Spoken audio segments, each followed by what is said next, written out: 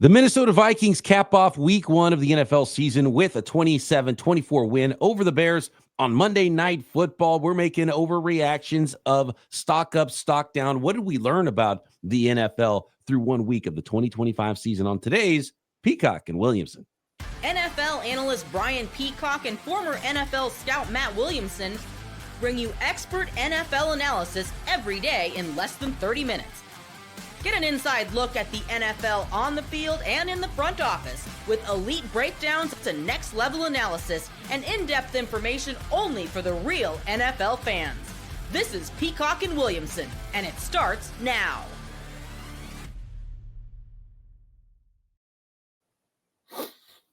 Welcome to the Peacock and Williamson NFL Show. Brian Peacock alongside Matt Williamson at BD Peacock at Williamson NFL. Thanks everybody for making us your first listen on the Locked On Podcast Network, your team every day. Appreciate the everydayers stopping in. Make sure you hit that subscribe button on YouTube and anywhere you get your podcasts. And welcome to the new listeners as well. Hang with us all season as we break down the entire league daily. It's what we do here on Peacock and Williamson and on the Locked On Podcast Network. Today's episode brought to you by FanDuel. Right now, new customers can bet just $5.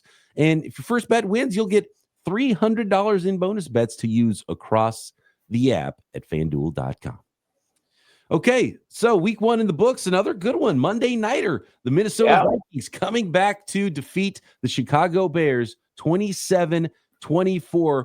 21 fourth quarter points for J.J. McCarthy and the Minnesota Vikings. And Matt, it was funny because this game, like a lot of games in the NFL, and it's a reminder that this happens often in this league, is what you see in the first half isn't exactly what you see in the second half with a lot of these games. And once those, I think the Bears was a good example of this, is once those scripted plays, right? You have the game plan, you're in week 1, you've been working on this opponent and your scripted plays. And then once the script is over, it all goes out the window and it's chaotic in this league. And it took the Minnesota Vikings a little while. The Bears were hot coming out. And then, the Bears were solid across the board, I think, there and consistent in this football game for the most part, but, not quite as hot as they were when they came out on that first drive and Caleb Williams started the game 10 for 10.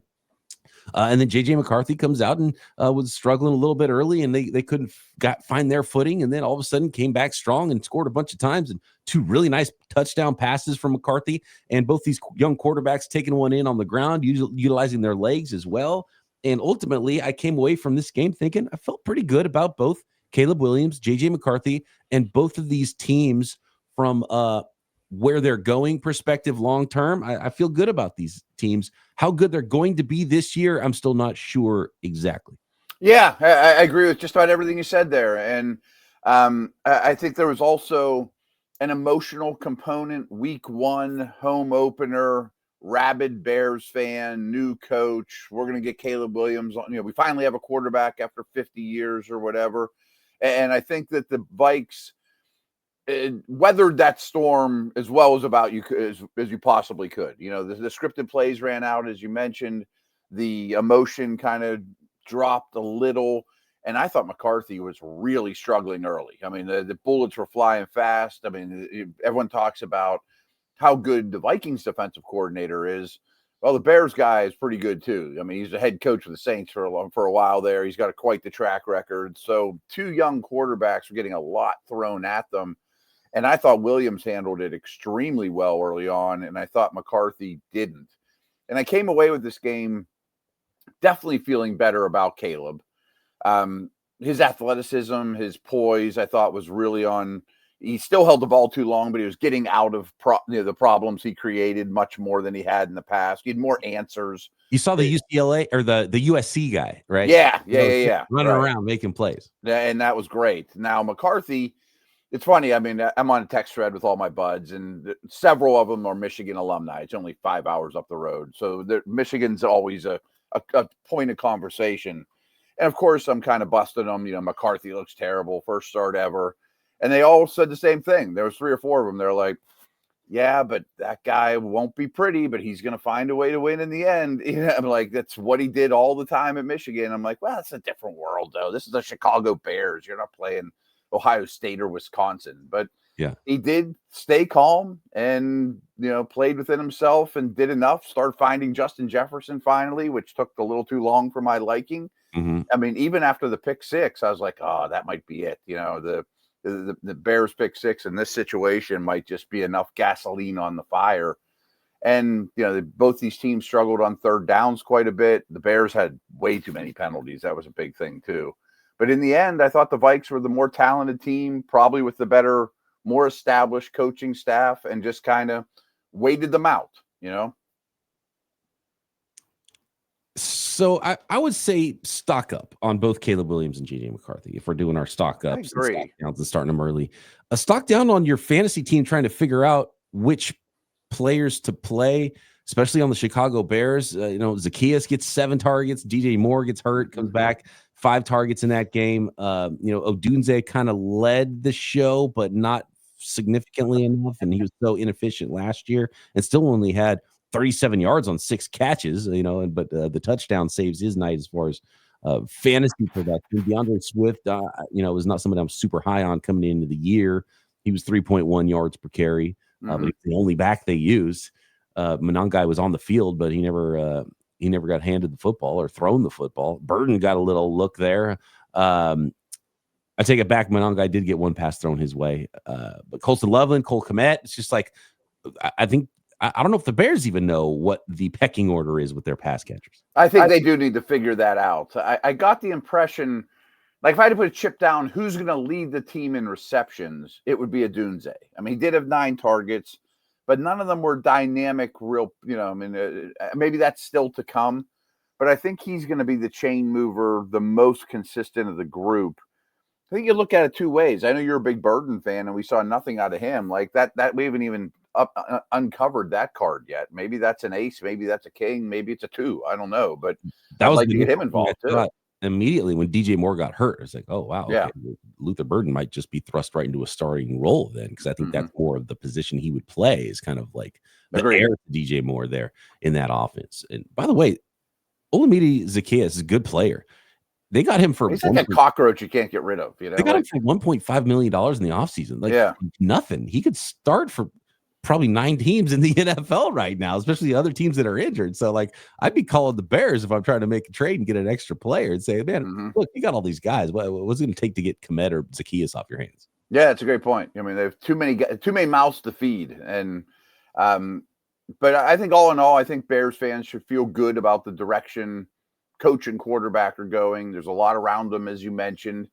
It shocked me that Thielen was just like a non-factor at all. They threw him 1 pass that he dropped, and I know he's new, but I kind of thought he'd jump on a moving train quicker than that too. He did have the 2-point conversion, so he got okay, yeah, that's true. Little quick hitter there. Yeah, I don't know. I just think that's what he's going to be, and he came into camp late as well, right? So it'll probably take him a little bit of time to usurp Jalen Naylor or whoever else in the pecking order there. Yeah, clearly it's all about Justin Jefferson. Still 7 targets, but you would even like to see more and get him going a little earlier in that game. Yeah, and in the end, I'd like to see, I know it's just a box score thing, but 143 passing yards from McCarthy is, I mean, the first half was a slog. They started to run the ball a little better. I thought Mason was a very useful player. Jones kind of is what he is at this point, which is also useful. I mean, I'm fine with their run game, but I think you're going to need more production out of McCarthy. Yeah. Oh, yeah, definitely. And from start to finish. But man, if you just saw the highlight, he's running in a touchdown. Hit both of his touchdown passes to Jefferson, and that little wheel route out of the backfield to Aaron Jones were really nice throws too. So if you saw the highlight film, you're like, okay, for both the quarterbacks, you'd be like, oh my God, these guys look dynamic. But it was very up and down. But ultimately, I felt okay after the game with both these guys. Yeah.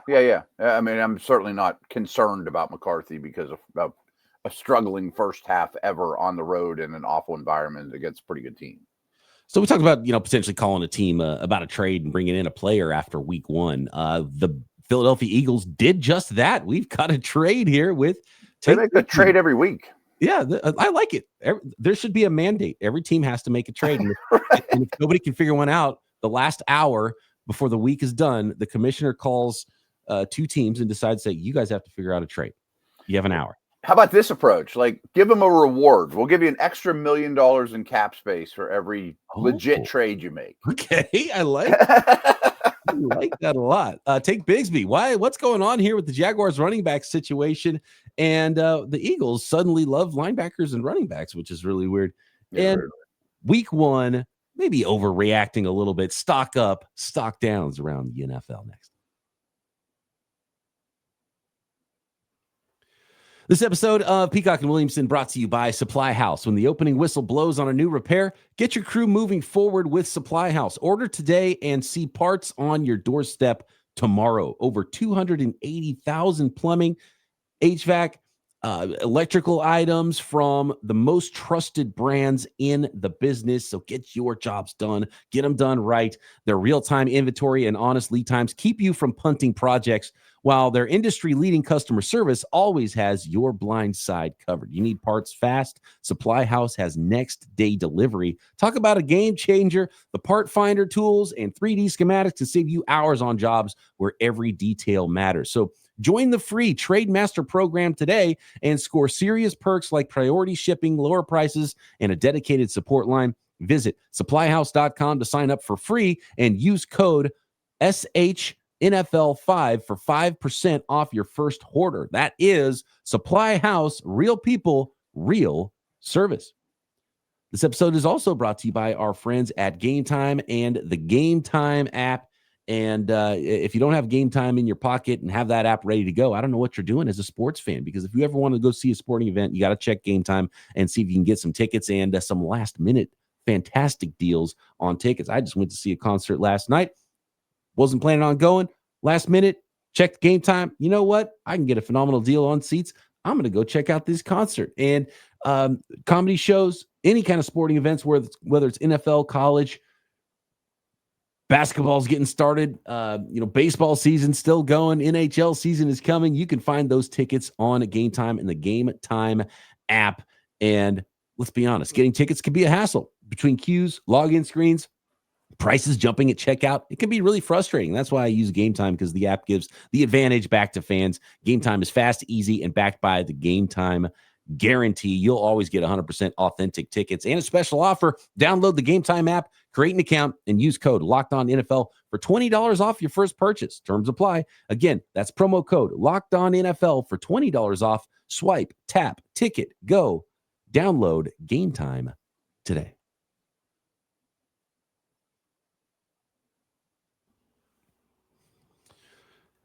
So talk to me about this one, Matt, because maybe you can figure this one out for me. I was really kind of surprised. And I think it's one of the big head scratchers in week one was the running back usage for the Jacksonville Jaguars. And Tank Bigsby was like, I think he had a return and barely saw the field. And then the Philadelphia Eagles go and on Monday trade a 5th and 6th round pick, which is pretty significant for what looked to be a 4th string running back all of a sudden in Tank Bigsby from the Jacksonville Jaguars. Or were the Jaguars waiting for something to happen and already shopping Bigsby, so they're not wanting to putting him out there on the field? Because I thought he had won. I thought he was the number one running back, even ahead of Travis Etienne after last year coming into the season. And if you want to talk about stock ups, it looks like it's going to be Travis Etienne again as the clear RB1 in Jacksonville. Yeah, it's funny because we always talk about, like, for me, fantasy season basically starts when I get back from Steelers training camp up until Labor Day. It's about a whole month there where I really dig into fantasy heavy. And after a while, I'm reading and listening to a bunch of experts I like and all these wonderful fantasy analysts all over the web about this Jags running back situation. And finally, I'm like, the heck with it. I'm just kind of going to do my own deep dive. I'm just going to watch Bigsby and ATN from last year. And first off, I really liked Bigsby coming out of school. I own him in like all my dynasty leagues. I drafted him coming out. So I'm a fan. And I really haven't changed my tune on him, except he just doesn't offer anything in the passing game, hardly at all. And for some teams, that's just a deal breaker. But what I came away with when I'm watching the Jags running back situation was ATN's getting a bit of a bum rap. Like, he's still pretty darn good. And he just didn't have a lot of help around him. The blocking scheme wasn't up his alley as much. So I kept moving him up my fantasy running back boards more and more and more, thinking he's their best guy. And I also like Tootin. So my hunch is Jacksonville just kind of agreed that we're going to have the oldest guy, ATN, who they probably perceive as the best all-around player to help us win now. Tootin, who we really like. And now we have a surplus because I don't think Tank Bigsby has any special teams value. I mean, if you're a third back or part of a three-man rotation, someone has to run down on kickoffs, or you're not useful enough on game day.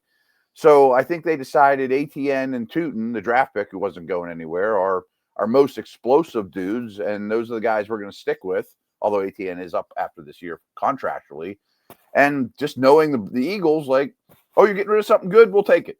It just seems how they operate, Will Shipley did get banged up, and True. I think it's very interesting because this is a significant amount. A 5th and a 6th round pick is it's a big deal. That's telling the world that he's going to have a role, and they expect him to be a clear, probably running back 2 almost immediately, whenever he's ready to play. But also, like, the underrated part of this is that Saquon Barkley touched the ball 400 times last year. Yes, you should be petrified of that. The Eagles know this, understand this, and are going to be prepared and have traded a 5th and 6th round pick just to be sure that if Saquon goes down, they don't get completely blindsided by that, and they have a talented back to back him up. So that's what it tells me with the Eagles side and Howie Roseman's thinking on this trade, because it's literally like Tank Bigsby wasn't involved in week 1. So I really think that this deal was kind of figured out already, or they were shopping him and they didn't want to get him hurt, because he should have been at least the backup running back to ATN, I would think. I hadn't thought of that angle, but the second you said it, I'm like, oh, I think BP's right on that one. Like, to not have him hardly involved probably was just keep him in bubble wrap. We'll buy him off you on Monday or Tuesday, So there's going to be 9 running backs around the NFL that get hurt, and let's not make our guy that. And so that way he has value, and we can get that trade done that we couldn't get done a couple weeks ago, even though we talked to a lot of teams. I also don't know if there's any bit of truth to this, but I wonder, was Dallas also calling? So Philly said, we'll give you a little more just so Dallas doesn't get him. Well, it's funny is we were giving ATN to the Cowboys all off, right, in trade. And it turned out to be Tank Bigsby, the guy that gets traded from the Jacksonville Jaguars. He's a good ball carrier, though. He's good at what he does. It reminds me a little bit of Jordan Mason, who looked really good for the. That's a good call, by the way. Yeah, hard to tackle. Right? Old school kind of runner. Yeah, right. Stock up, stock downs around the NFL. A new story that you just brought to my attention that I didn't see this morning was Tyreek Hill potentially in trouble with the law again. And if you're talking stock downs, the Miami Dolphins, there's a lot of places to go with that football team after week 1. Is it overreacting to bury the Dolphins at this point, and potentially Tyreek Hill? Is he someone you're going to not want on your fantasy team this year?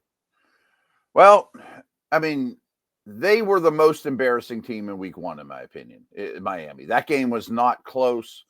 I mean, you saw Tyreek on the sidelines, which is becoming more and more common, looking extremely unhappy. Vibes out of Miami, Ramsey, Jonnu. I mean, everything has not been good now for months. The whole offseason did not have a good vibe to it whatsoever. And they just got their clocks cleaned by what I think is a very average football team. And that game was over at halftime.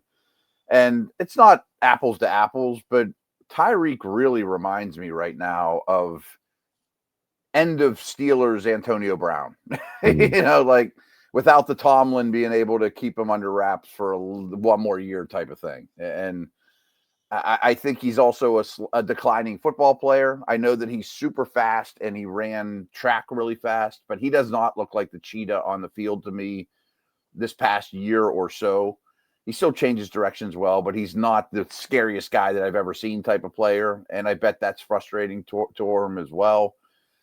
And who's going to trade for him? I mean, Waddle also got banged up. I think Malik Washington ran the most routes of any Dolphin this past week. I mean, that team to me is by far the biggest stock down. And I kind of thought they were maybe the most volatile team in the league anyways. If you told me they won 11 or lost 11, I'd be like, oh, I could buy either one of those.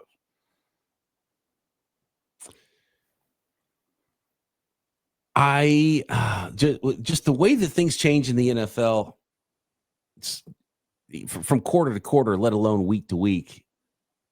I don't want to quite bury the Dolphins, but my goodness, Tua did not look good. I mean, it's at least stock down, right? You're not putting dirt on the grave yet, but huge stock down for Tua, Tyreek, the entire Miami Dolphins has to be. Yes, I think they're in a really rough spot, and I usually look at this before the season starts, who the Vegas odds are on most likely to get fired head coaches, but I think Miami's got to be pretty high on the list. Yes, has to be number one right now. I would think. Are you stocked down on the Kansas City Chiefs after week one? I'm definitely stock up on Herbert. I don't want to completely say the Chargers, but obviously he's the locomotive of the whole Charger organization. So if his stock's up, the whole train is up. I don't think we brought this up enough, but I really think the Chiefs were dealt a rough hand when Worthy went down. I mean, they're peppering like Marquise Brown with targets, and I don't think that was at all what they planned on doing coming into that game. And I really think that if Rashee Rice was in that game, maybe things go a heck of a lot different. I'm not ready to say stock down on the Chiefs. The last place Kansas City Chiefs, by the way, the only team in the AFC West that didn't win, and the only team in the AFC West that, well, obviously, after 1 week, you have to have a negative point differential if you lost and everyone else won. So that's where the Chiefs are right now. Plenty of time for the Kansas City Chiefs. I'm not super worried about the Kansas City Chiefs overall, but that's a tough division, man. And the worst team got better. You can't slip up. You got worse. Yeah.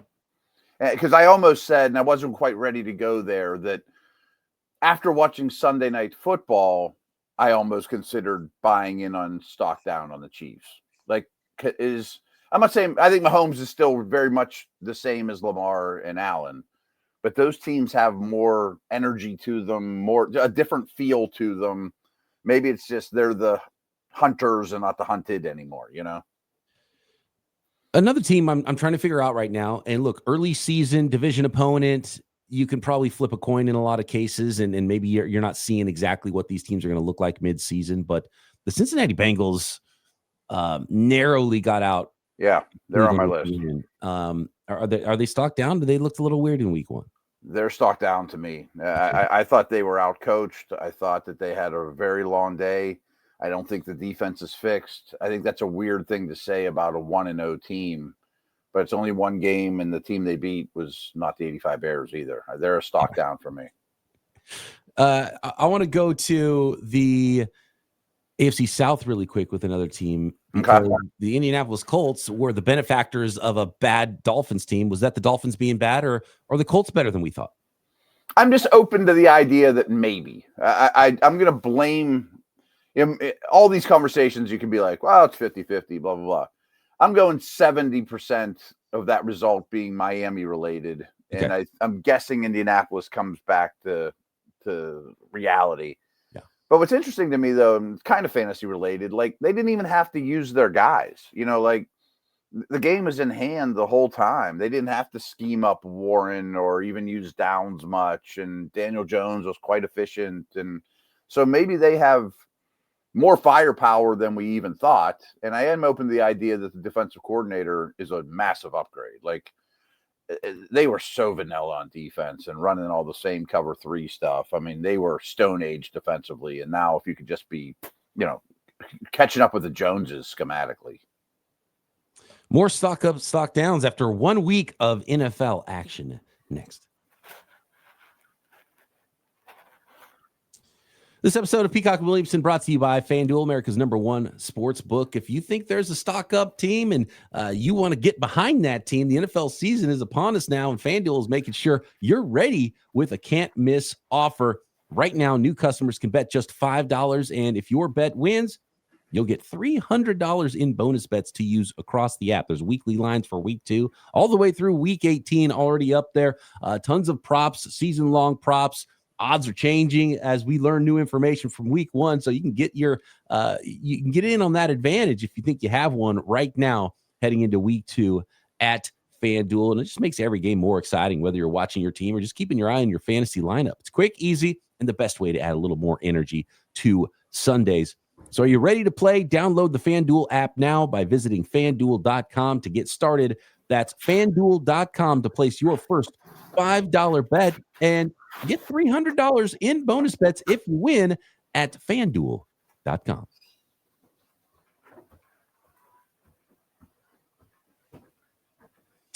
All right, after 1 week, who you got? Even overreacting is okay. If we're just basing things on what we saw in week 1 of the NFL season, are the Detroit Lions the worst team in the NFC North? That's an overreaction. Okay. But I am concerned. I think how I said it yesterday was, is their window starting to close now? It's been open for a couple of years. Windows don't stay open super long unless you have Josh Allen or Mahomes or a guy like that. Is that window starting to close while the Packers is opening wider and wider and wider? And I think Vikings and Bears are trending the right direction as an organization. I think it's safe to say stock up for the Packers, stock down for the Lions, and probably, as we mentioned earlier, I feel like it's a stock up after we saw Monday Night Football for both the Bears. Yeah, I'm cool with that. And the Vikings. So I'm going to bring it back to my Steelers. Stock up on the Jets. I rewatched the All-22.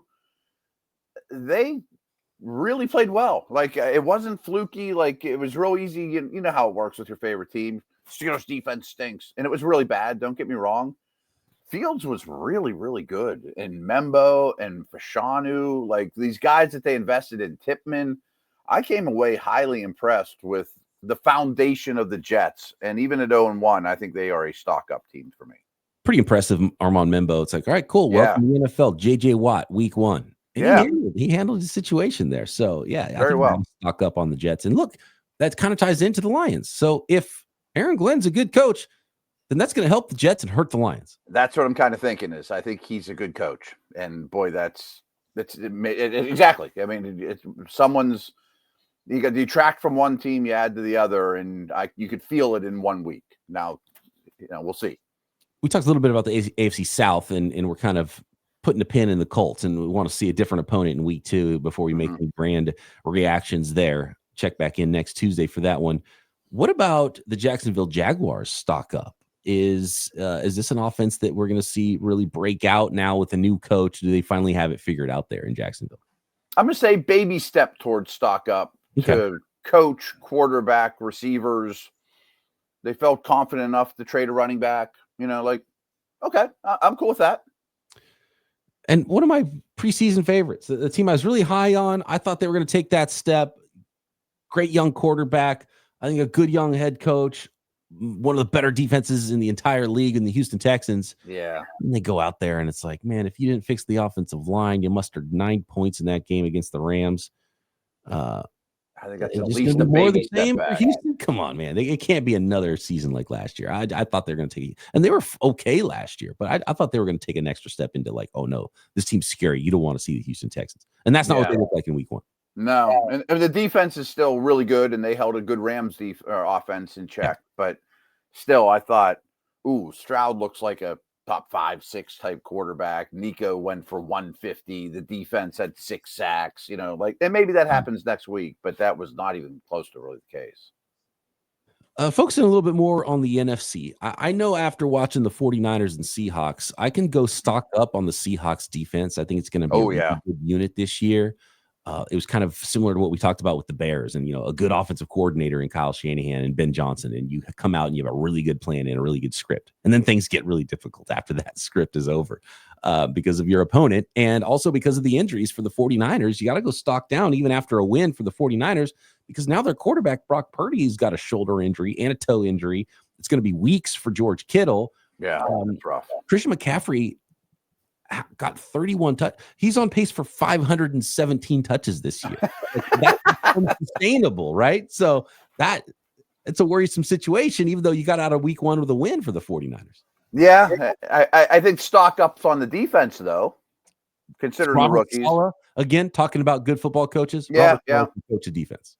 Yep, I'm with you on that. I think that one side of the ball is concerning / stock down. The other side of the ball was better than expected. And Seattle's kind of the same way. I mean, I've paid attention to a lot of that game. Offense, stock down. Defense, stock up. Clint Kubiak, I don't know if he's the guy. He's lost the job quickly when he left Shanahan and became an offensive coordinator. And I don't know. We'll see. We'll see if we can keep this job with the Seattle Seahawks, who already just fired another offensive coordinator. That's what's tough about this league, man. If you hire a defensive-minded head coach, finding and keeping good offensive coordinators is so hard. Yeah. You rent them, Right. Yeah. And if they're good, then they leave. And so you can't keep them. So, ideally, if you are an owner, hire an offensive-minded head coach, and you can go find a Vic Fangio, and you can go find a defensive coordinator that's been around that can coordinate your defense. Harder to find that offensive coordinator. Yeah, it's like when they hired McVay. They gave the whole defense to a legendary guy, pay him a ton of money, he never wants to leave, and boom. I got two other stock downs. Okay. I think the Panthers are lucky the Dolphins exist. Because, you know what I mean? Yeah, they kind of were able to slip through the cracks there. That was the debut you wanted to see for Bryce Young and the Carolina Panthers this year. No, it was miserable. I mean, they really didn't do anything well, and I thought the offense would be more competitive than that. That was a really rough week one, and then they were probably the second most disappointing team. And I know they won, but Bo Nix was not pretty. I mean, one game, I'm not going to kill one player for one game, one quarterback, but I don't think he's also first overall pick type of guy. I mean, he's walking a little finer line than some. The Broncos, and it's not really the quarterback's fault necessarily for the Houston Texans, but the Broncos and the Texans are kind of tied in there together. It's like, okay, the defense is going to be pretty good, but how good is the offense going to be for various reasons? And that'll be the sliding scale on how good of those football teams end up being this year. Bo Nix, by the way, the lowest graded PFF quarterback, even lower than Tua and some others for week one. It added up. It really did. I mean, the Titans really did some dumb things in that game. They could have won that game. A lot of drops, a lot of just uneven play, to be kind. And I'll go stock up for the Washington Commanders. A nice week one win, but and it's against the New York Giants, and I think everyone picked the Commanders to win, even though we think there's some good things to like about the New York Giants there, and we'll see what happens when Jackson Dart inevitably gets that opportunity, probably sooner rather than later. It's already getting noise. Yeah, I would have liked to see a little bit more from that front, look a little bit more dominant. But you mentioned Bo Nix, and I wasn't really thinking about the Washington Commanders here. But you mentioned Bo Nix, and we talked about C.J. Stroud and how it was a little sophomore slump last year for C.J. Stroud, and a big sophomore slump at least for 1 week so far for Bo Nix going into year two, and that's not looking like the case for Jaden Daniels. No, that after 1 week against a very good defense, I think that's well said. That he at least went over that hurdle of it doesn't look like it's going to go backwards, but we'll see. Yep.